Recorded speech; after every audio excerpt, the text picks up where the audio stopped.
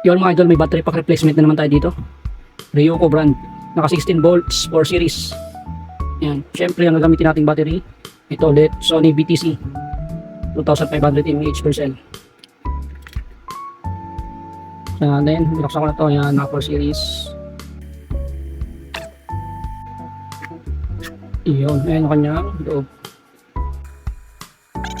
Naka 1300 mAh per cell lang, no? Kaya i-upgrade natin ito sa 2500 mAh para mas mataas yung kanyang capacity. Alright.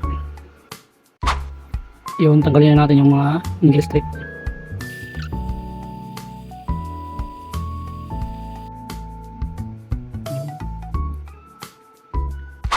Yun mga ito, natanggalin natin yung battery. Ayan. Ito yung luma. Okay. Ito yung papalit natin. Sony. Okay, linisin lang muna natin itong mga nickel strip natira. Hindi kabit na natin to. Okay. Yun, linisin natin yung BMS. Ayan. Yung nakaready na yung mga battery. Ayan, ganyan yan. Spot weld na. Alright.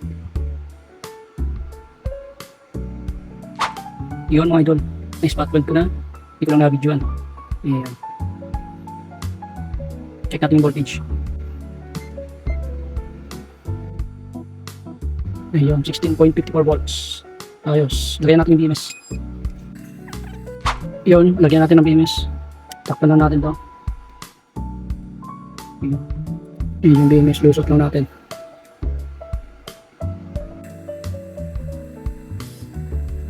Yun. Saktong sakto.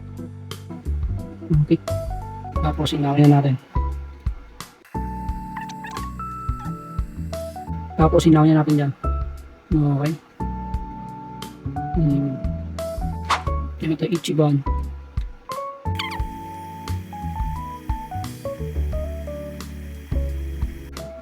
Yan, okay na. Hinaw na. Okay. Check ulit natin yung voltage.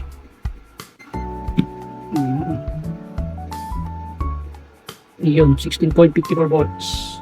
Ayos. Okay na to. Pwede itong i-assemble ulit. Alright. Yun, okay na lahat. Nahinang, yung nice spot weld na natin. Natakpan na rin yung ilalim. I-assemble na natin to.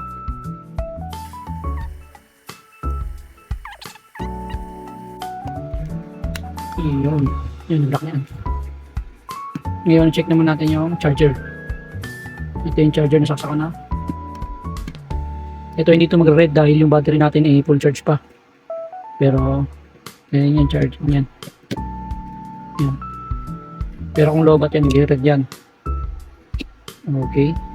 Tapos na tayo dito. Yun lang mga idol. Salamat.